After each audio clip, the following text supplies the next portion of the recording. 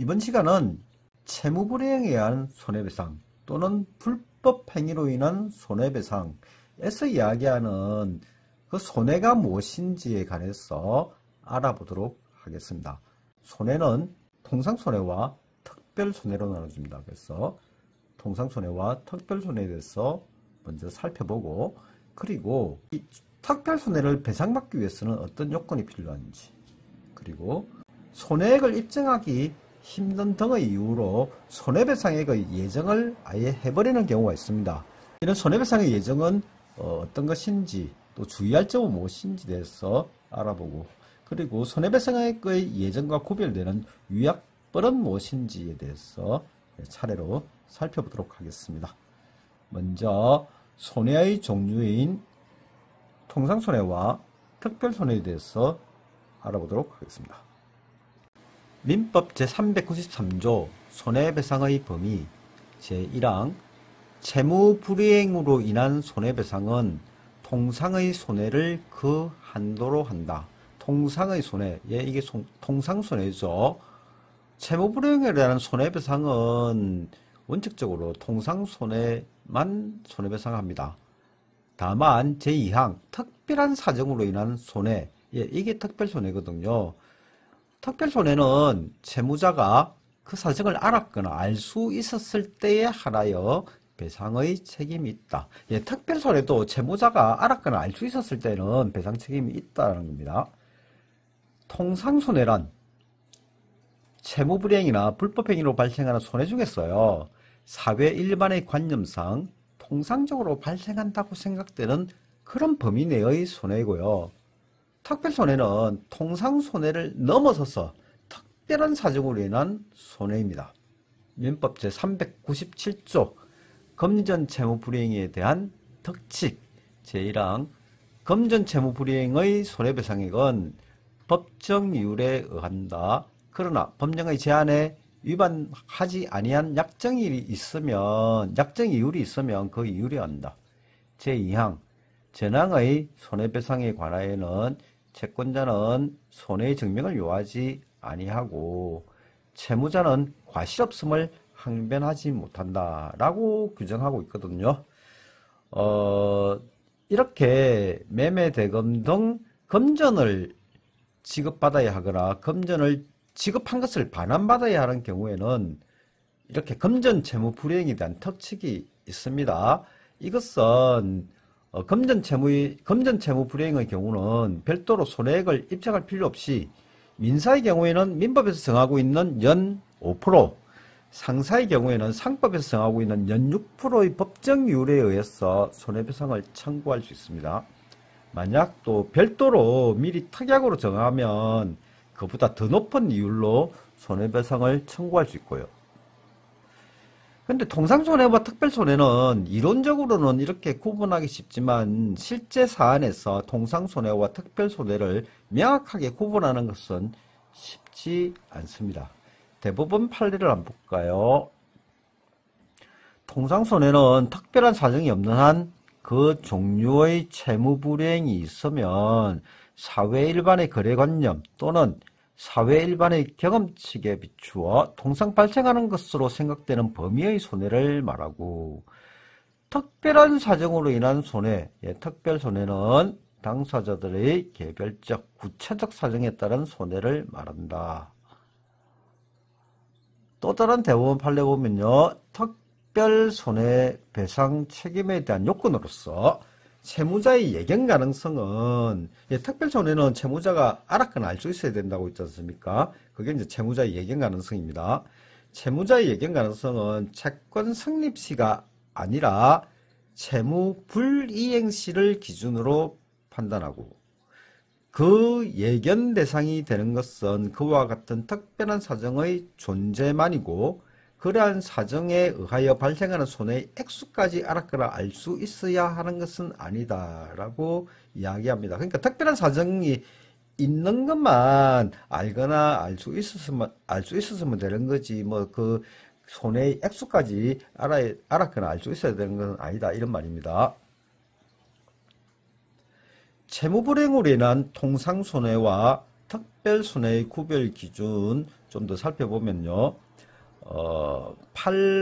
판매업자의 불량상품 판매로 인해 그것을 매수한 납품업체가 거래처를 상실한 발생한 손해, 예, 요게 이제 특별한 손해냐 하는 겁니다. 광주지방법원 판결 보면요. 채무불이행으로 인한 손해배상에 있어서 통상손해인지 특별손해인지 여부는 거래 당사자의 직업, 거래의 형태, 목적물의 종류 및 양 등의 사정을 종합해서 당사자들이 그러한 손해의 발생을 어느 만큼 용이하게 예견할 수 있었느냐가 관건이다. 당사자들이 일반적 객관적으로 당연히 그 채무불이행으로부터 발생하리라고 예상하였어야 할 손해면 통상손해의 범위 내에 포함되고 그러한 정도까지 예견되는 것이 아니라면 특별손해로 봐야 한다. 식육 판매업자는 학교급식 납품업자가 시내 여러 학교와 학교급식 납품 계약을 체결하여 각 학교에 육류를 공급하고 있었고, 판매업자가 공급하는 한우고기 또한 납품업자가 학교급식용으로 납품한다는 것을 알고 있었다. 판매업자는 납품업자의 요청이 있을 경우 필요한 한우 부위를 납품업자에게 공급하였지만 판매업자가 공급한 한우가 어느 특정 학교로 납품되는 것까지는 알 수 없었다. 당시 식품 납품업자들의 부정납품이 사회적 문제로 대두되는 상황이었다. 특히 식품 판매업을 하는 판매업자로서는 판매업자가 납품업자와 약정한 고기를 공급하지 아니하고 젖소고기를 공급하여 이러한 접이 적발되면 납품업자가 각 학교 측으로부터 불이익을 받을 수 있다는 것을 충분히 예상할 수 있었다. 이런 재반 사정에 비춰보면 판매업자가 젖소고기를 한우고기인 것처럼 공급하는 바람에 납품업자가 젖소고기를 납품한 학교뿐만 아니라 나머지 학교로부터 학교급식 납품 계약을 해지당하여 입은 손해는 일반적 객관적으로 당연히 판매업자의 채무불이행으로부터 발생하리라고 예상하였어야 할 손해의 범위에 포함된다. 뭐죠? 예, 특별 손해이긴 하지만 예상할 수 있는 그런 손해다. 그래서 특별 손해고 배상해야 된다. 이런 판결입니다. 주로 이제 특별 손해가 문제되는 대표적인 경우가 이런 겁니다. 납품을 받아서 그게 이제 이게 이제 하자가 있는 물건이었을 때 그냥 이 하자 있는 물건에 한정되는 이제 대금만 이제 손해배상하는 정도가 아니고 이거로 인해서 내가 거래처가 떨어졌다 이런 특별한 사정들, 예, 이게 이제 특별 손해인데 이게 이제 예견 가능했냐, 납품업자가 예견 가능했냐, 요런 게 항상 쟁점이 많이 되고 있는데 이 판례가 참고가 될 만한 판례가 되겠습니다. 특별 손해의 몇 가지 사례를 더 살펴보면요, 대부분 판결이네요. 매수인의 잔금 지급 지체로 인해서 계약을 해지하지 아니한 매도인이 지체된 기간 동안 입은 손해 중 그 미지급 잔금에 대한 법정 이율에 따른 이자 상당의 금액은 통상손해다. 그런데 그 사이에 매매 대상 토지의 개별 공시지가가 급등해가지고 매도인의 양도소득세 부담이 늘었다 하더라도 그 손해는 사회 일반의 관념상 매매계약에서의 잔금 지급의 이행지체의 경우 통상 발생하는 것으로 생각되는 범위의 통상손해라고 할 수는 없고 이는 특별한 사정에 의해 발생하는 손해에 해당한다. 이건 이제 특별손해라는 겁니다. 다만 이것을 매도인이 예견했거나 예견할 수 있었느냐 하는 문제는 이제 또 변론입니다. 또 다른 대법원 판결, 돈을 이용하지 못함으로써 사회통념상 통상 생기는 것으로 인정되는 통상손해는 이용하지 못한 기간 동안의 이자 상당액이다. 그 돈을 특수한 용도에 사용하여 이자 상당액을 넘는 특별한 이득을 보았을 것인데 이를 얻지 못하게 되었다는 사정은 이른바 특별사정이다. 이런 특별 손해를 배상받으려면 가해자가 그 특별 사정을 알거나 알 수 있었어야 할 경우에 하라는 것이다 라고 이제 판시하고 있습니다. 이런 식으로 특별 손해를 많이 주장을 하고 있는데 요 경우는 아마도 인정받지 못했을 거로 보여집니다.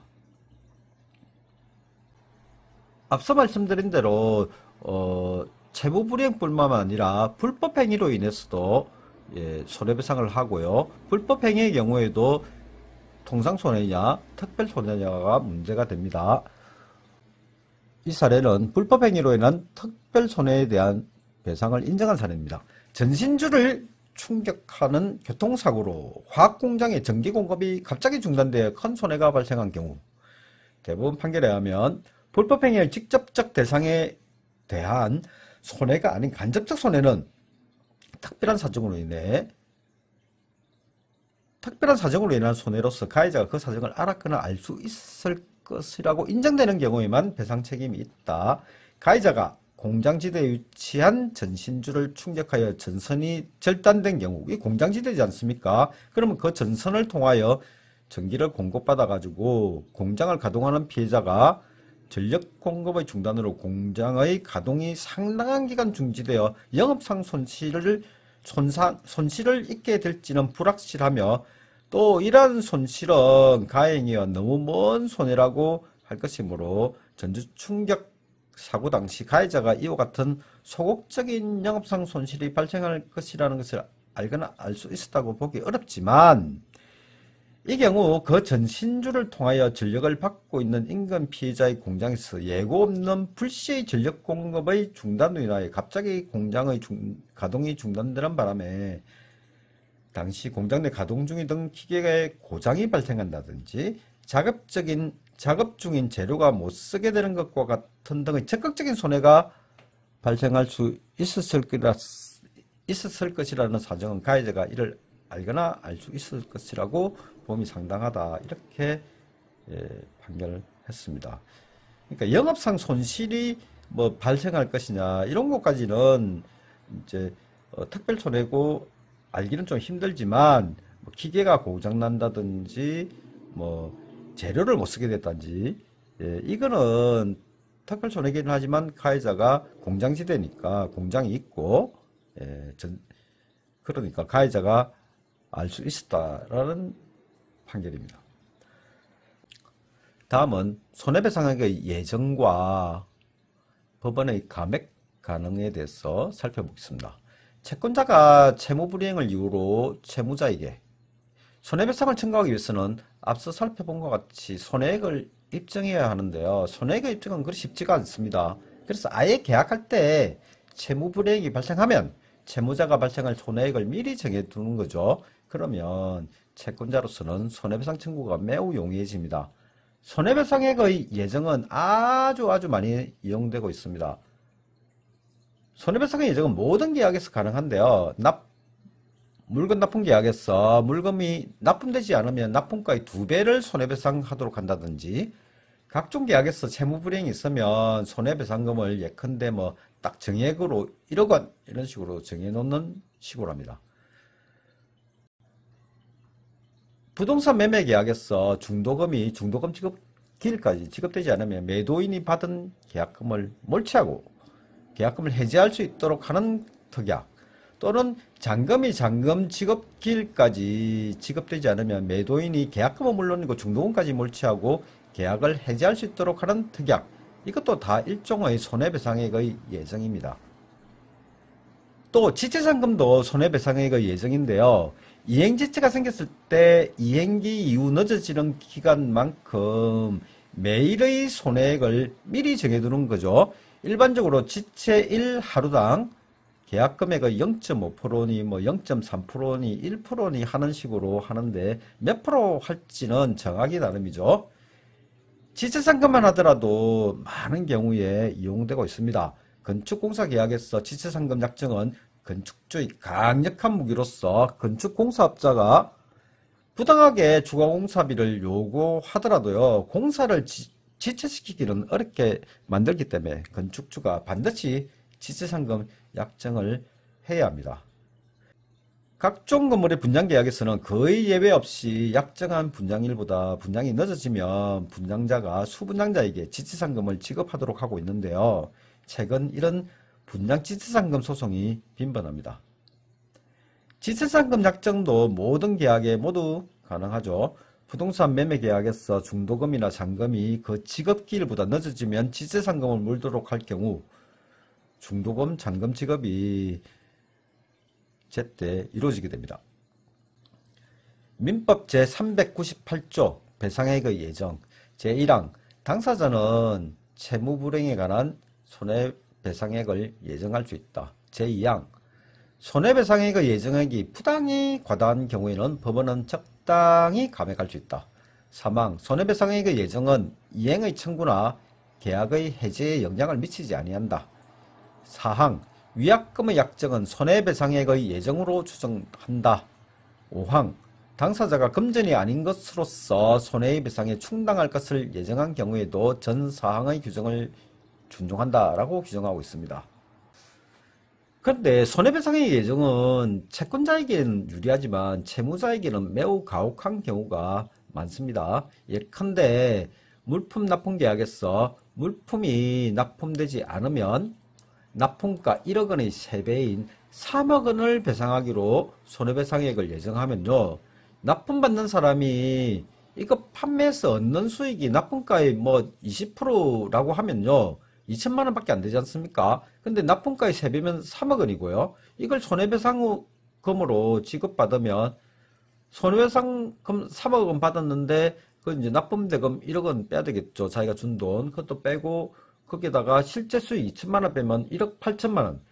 1억 8천만 원이나 납품받는 사람이 더 이득을 보게 되는 겁니다. 이러면 납품받는 사람 입장에서는 그 물건을 납품받는 것보다는 오히려 살짝 어떻게 해서 납품 지체시켜 놓고 손해배상 이렇게 예정된 손해배상액 3억 원을 받는 게 더 이득이 되겠죠. 실제로 이런 사례가 있어가지고 제가 소송을 한 적도 있습니다. 납품받는 사람이 도대체 정상적으로 납품을 받아서 팔아서 수익을 얻으려고 하는 건지 아니면 이런 식으로 아주 부당한 계약을 해가지고 상대방이 납품을 좀 어떻게 좀 애로사항이 있는 걸 이용해서 막대한 손해배상을 받으려고 하는지 잘 구분이 안 되는 그런 경우였어요. 근데 이렇게 손해배상의 예정이 있더라도 그냥 납품이 지연됐다 해서 당연히 손해배상을 하는 게 아니거든요. 납품된 데에 납품업자의 과실이 있어야 되는 거죠. 그런데 제가 맡았던 사건에서는 납품업자의 과실이 없다고 주장해서 그게 실제로 받아들여져 가지고 그래서 제가 맡은 소송에서 승소했습니다. 자, 이런 식으로 민법은 채무불이행에 관한 손해배상액을 예정할 수는 있다. 그렇지만 그 손해배상액의 예정이 부당히 과다하다고 이제 손해배상금을 지급해야 하는 사람이 소송하면 이제 법원은 적당히 감액할 수 있도록 규정하고 있는 겁니다. 이런 소송에서 법원은 거의 이제 계약에서 미리 예정한 손해배상액을 감액하는 경우가 대부분으로 보입니다. 왜냐하면 일반적으로 채무자만 일반적으로 100% 잘못한 게 아니고 대부분 여러 가지 사정이 있어서 채무 불이행이 일어나거든요. 이런 식으로 손해배상액을 감액할 때 여러 가지 사정을 다 감안하기 때문에 일반적으로 손해배상액이 감액되는 경우가 대부분인 것으로 보여집니다. 그런데 위약금의 약정은 손해배상액의 예정이라고 이제 추정한다. 이렇게 아까 법 규정이 있었지 않습니까? 이렇게 이제 추정하는 이유는 이렇게 위약금의 약정을 손해배상액의 예정으로 추정하는 이유는 손해배상액의 예정하고 또 다른 위약벌이라는 게 있거든요. 이런 위약벌이라는 존재 때문에 이런 규정이 있습니다. 위약벌은 뭐냐? 손해배상액의 예정이 아닙니다. 채무불이행에 대한 벌칙이거든요. 그래서 손해배상액이 예정이 아니기 때문에 위약벌에 대해서는 법원에서 부당이 과다하다는 이유로 감액할 수가 없습니다. 그런데 아까 민법 규정에서도 봤듯이 위약금의 약정은 손해배상액의 예정으로 추정하기 때문에 만약에 당사자가 위약벌로 할 경우에는요, 이를 명확하게 할 필요가 있습니다.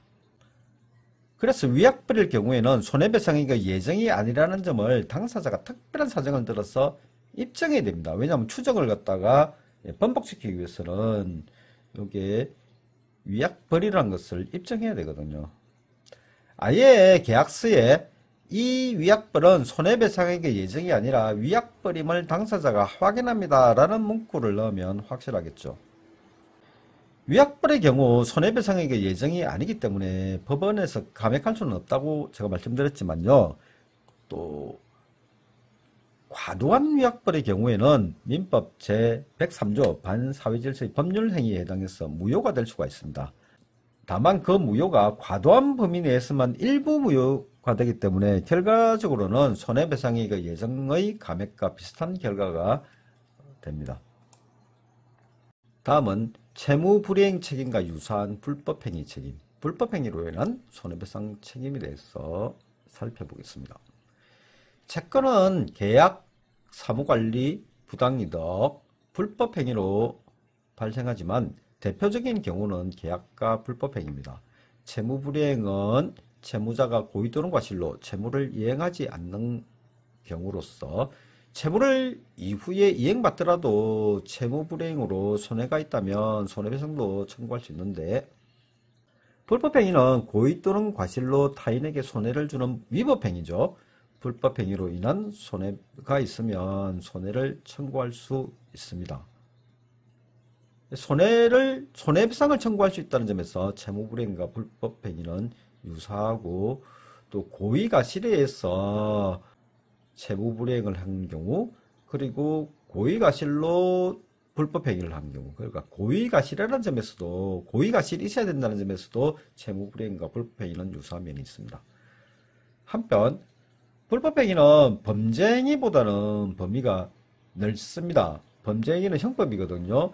형법에 범죄로 규정되어 있지 않은 위법행위, 죄형법정주에 의해서 처벌되진 않지만 법 질서에 위반되는 위법행위는 민사상 불법행위가 되고 피해자에게 손해배상을 해야 합니다. 또한 엄격한 증명을 요하는 형사 절차상 증거 부족으로 무죄가 되더라도 민사적으로는 불법행위로 인정될 수 있습니다. 채무자가 고의 또는 과실로 채무를 이행하지 않는 채무불이행 자체가 민사상 불법행위라고 할 수도 있습니다. 그래서 어떤 경우에는 채무불이행과 불법행위가 병존하게 되는데요. 의료가후가 발생한 경우 그 대표적인 경우입니다. 병원에서 치료를 받는 경우, 비록 계약서를 적고 치료받는 것은 아닌 경우가 많지만요. 환자는 치료비를 지불하고 치료받을 생각을 가지고 있고, 병원은 치료비를 받고 치료할 생각을 가지고 있고, 이런 이제 각자의 생각이 말이나 계약서로 이제 말로 표시되거나 계약서로 작성된 건 아니지만 행동으로 표시되어서 의사표시 일치가 있어서 치료 계약이 성립된 거거든요. 의료관은 의사가 채무의 이행으로서 치료를 하긴 했는데 의도하지 않은 후유증이 발생한 불완전 이행의 경우입니다. 채무불이행의 세 종류가 있는데 이행지체, 이행불능, 그리고 마지막으로 불완전 이행이 있다고 하지 않습니까? 의료가후는 불완전 이행의 대표적 경우입니다. 의사에게 고의 또는 과실이 있다면 손해를 배상해야 합니다. 또한 의료가후는 의사가 업무상 과실로 사람을 다치게 하거나 죽게 한 형법상의 업무상 과실치사상죄라는 범죄 행위에 해당하기도 하거든요. 그래서 피해자는 병원을 상대로 계약상 채무불이행에 따른 손해배상을 주장하거나 불법행위에 따른 손해배상을 주장할 수도 있습니다. 손해배상 청구 소송을 하면서 그 청구 원인을 계약상 채무불이행 책임으로 하면요, 손해배상 채권의 소멸시효가 민사라면 10년, 상사라면 5년이고요. 그 청구 원인을 불법행위 책임으로 하면 손해배상 채권의 소멸수효가 안 날로부터 3년, 불법행위 발생일로부터 10년이 되는 등으로 계약상 책임으로 할 것인지 불법행위 책임으로 할 것인지에 따라서 차이가 있기도 합니다. 이상으로 채무불이행 또는 불법행위로 인한 손해배상에서 말하는 그 손해가 무엇이냐, 통상손해와 특별손해에 대해서 살펴봤고요. 특별손해 같은 경우는 그 특별한 사정을 채무자가 알았거나 알 수 있었을 때에 한해서 배상 책임이 있다. 이것이 오늘 강의의 요점이 되겠습니다. 강의 듣느라 수고 많으셨습니다. 감사합니다.